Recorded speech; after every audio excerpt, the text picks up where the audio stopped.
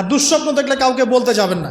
দুঃস্বপ্ন দেখলে কাউকে বলতে যাবেন না। যদি দেখেন রাতের বেলা দুঃস্বপ্ন দেখছেন, দুঃস্বপ্ন যদি দেখেন তাহলে বাম দিকে 3 বার থুতু ফেলবেন, থুতু ফেলার ভান করবেন, তারপরে পাশ পরিবর্তন করে ঘুমাবেন। দুঃস্বপ্ন মানুষ দেখতে পারে, আর দুঃস্বপ্ন শয়তানের পক্ষ থেকে দেখানো হয়। আর যদি আপনি পবিত্র অবস্থায় ওযু করে ঘুমান, আমলগুলো করে ঘুমান, দরুদ শরীফ পড়তে পড়তে ঘুমিয়ে যান, বা আল্লাহুম্মা বিইসমিকা আমুতু ওয়া আহইয়া পড়ে আল্লাহ জিকির করতে করতে ঘুমিয়ে যান, আপনি আল্লাহর হুকুমে সত্য স্বপ্নও দেখতে পারেন। এটাও হাদিসে আছে, সত্য স্বপ্ন বলে একটা বিষয় আছে। সত্য স্বপ্ন দেখেন, ভালো স্বপ্ন যেটা আপনার মনের মধ্যে আনন্দ দিচ্ছে, তাহলে আপনি প্রিয় কোনো মানুষকে বলবেন, আপনার মা, আপনার স্ত্রী বা আপনার কাছের কেউ, ঠিক আছে? আর দুঃস্বপ্ন দেখলে কাউকে বলতে যাবেন না। দুঃস্বপ্ন দেখলে কাউকে বলতে যাবেন না। যদি দুঃস্বপ্ন দেখেন, উঠে 2 রাকাত নফল নামাজ পড়ে আল্লাহর কাছে দোয়া করবেন, আল্লাহ এই স্বপ্ন আমি দেখেছি, এর অনিষ্ট থেকে আল্লাহ তুমি আমাকে বাঁচাও। প্রয়োজনে একটু সাদাকা করবেন। আর দান সদকা তো এখন মানুষ কমিয়ে দিয়েছে নাকি? মানুষ সমিতিতে টাকা ঢালতে প্রস্তুত, আল্লাহর পথে দান করতে চায় না। তো এদের সম্পদে কোনো বরকত হবে না ইনশাআল্লাহ। যত বেশি আল্লাহর পথে দান করবেন, সম্পদ বাড়বে ইনশাআল্লাহ। তো এখন কিছু মানুষ বলবে যে ধর্ম ব্যবসা শুরু করলো মনে হয়। হ্যাঁ, এটা তো ধর্ম ব্যবসায়ী, আপনার সমস্যা কি? ধর্মের মধ্যেই তো ব্যবসা আছে। ব্যবসা করলে ধর্মকেন্দ্রিকই করতে হবে। ব্যবসা যদি কেউ করতে চায়, তাকে ধর্ম মেনেই করতে হবে। অমুসলিম হলে সে আলাদা বিষয়। কোনো মুসলমান যদি ব্যবসা করতে চায়, তাকে ধর্ম মেনেই ব্যবসা করতে হবে। কি করতে হবে? মাপে কম দেওয়া যাবে না, সিন্ডিকেট করা যাবে না, তাই না?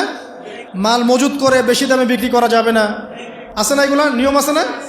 আছে। যখন সমাজে একটা রেট চলছে, দাম চলছে, নিজে ইচ্ছা করে দাম বাড়িয়ে দেওয়া যাবে? যাবে না। তো যদি ব্যবসা আপনি করতেই চান, তাহলে তো আপনাকে ধর্ম মেনেই করতে হবে। তো সমস্যা কোথায়? আর আল্লাহর পথে এইসব দান খয়রাত কি ধর্ম ব্যবসার মধ্যে পড়ে? এগুলো তো ইসলামের কল্যাণেই প্রয়োগ করা হবে। মসজিদ করার ক্ষেত্রে, মাদ্রাসা করার ক্ষেত্রে, মাহফিল করার ক্ষেত্রে, দিনের প্রচার প্রসারের স্বার্থেই তো এগুলো করা হবে। তো দিনকে কেন্দ্র করে, দিনকে এগিয়ে নেওয়ার জন্য যদি দান সদকাও ব্যবসা হয়ে যায়, তাহলে দুনিয়া এগিয়ে নেওয়ার জন্য আপনারা যা করছেন, এটা তো দুনিয়া ব্যবসা, তাই না? একটা পলিটিক্যাল দলকে ক্ষমতায় নিয়ে যাওয়ার জন্য যা করছেন, এটা তো পলিটিক্যাল ব্যবসা। একটা আদর্শ দর্শন সমাজে প্রতিষ্ঠার জন্য যা করছে, এটা আদর্শিক ব্যবসা হচ্ছে। তাহলে জায়নিজম প্রতিষ্ঠা করতে যাচ্ছেন, তো এটা জায়নিজম ব্যবসা হচ্ছে। কমিউনিজম প্রতিষ্ঠা করতে এটা কমিউনিজম ব্যবসা হচ্ছে। মানে সব তো ব্যবসা হচ্ছেই। তাহলে শুধু ধর্মের দিকে চোখ দেন কেন? আশ্চর্য ব্যাপার। তো ধর্মের বিষয়ে তো মানুষ সৎকা করবেই। দান সৎকা না করলে মানুষের সম্পদ বাড়বে কিভাবে? যাকাত, দান সৎকা এগুলো ইসলামের অংশ। আল্লাহ পাক আমাদেরকে বেশি বেশি দান সৎকা করার তৌফিক দান করুন। তারপরে চলে আসেন, এইভাবে রাতে আমলগুলো গুছিয়ে শেষ রাত্রে ওঠার চেষ্টা করে। আমি যে বললাম, রাতটাকে এনজয় করার জন্য আল্লাহ পাক বলেছেন, একদম শেষ রাত্রে আল্লাহ পাক ওঠার তৌফিক সবাইকে দান করুন। আমাকে, আপনাদের সবাইকে দান করুন। আমি শেষ রাত বলতে কোনটা? রাতকে 3 ভাগে ভাগ করতে হবে। কয় ভাগে? একদম শেষের অংশ। মনে করেন যে 1টা থেকে 4টা বা 5টা বা 1:30 থেকে 5টা, এই যে অংশটা আছে না, এটা হচ্ছে শেষের অংশ। এই অংশটা এত বেশি মূল্যবান। এই সময় মানুষ ঘুম থেকে উঠে যে দোয়া করে, লা ইলাহা ইল্লাল্লাহ ওয়াহদাহু লা শারীকা লাহু লাহুল মুলকু ওয়া লাহুল হামদ ওয়া হুয়া আলা কুল্লি শাইইন কাদির।